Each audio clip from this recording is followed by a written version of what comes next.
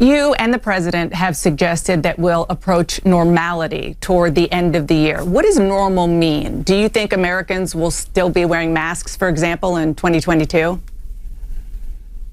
You know, I think it is possible that that's the case. Why do you think Americans might have to wear masks into 2022?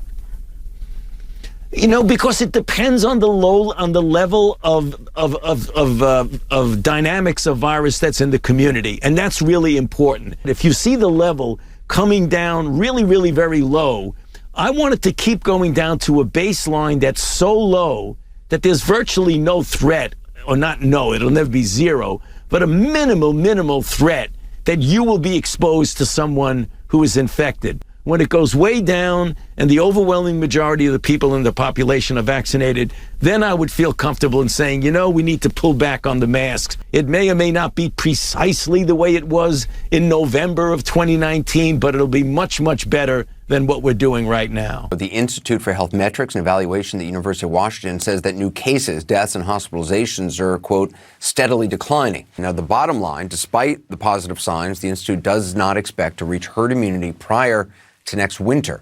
We know that COVID's really seasonal. So when the next winter rolls around, we need to have a much higher level of protection to stop COVID in its tracks than we're likely to achieve. If we can get 70 to 85% of our population vaccinated and get to what we would hope would be to a degree of herd immunity, which really is an umbrella or a veil of protection against the community, where the level of virus is so low, it's not a threat at all, then at that point you could start thinking in terms of not having to have uniform wearing of masks. It is conceivable that you might be able to pull back a bit on some of the public health measures as we get into the late fall of this year. I realize I'm speaking to a vast majority, at least I hope I am, of the folks out here at NIH.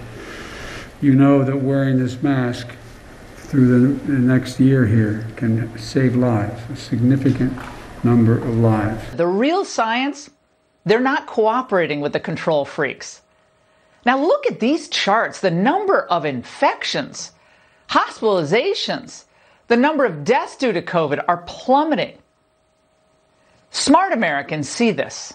And contrary to what the CDC director said this week, our citizens aren't just suffering from COVID fatigue. It's more than that.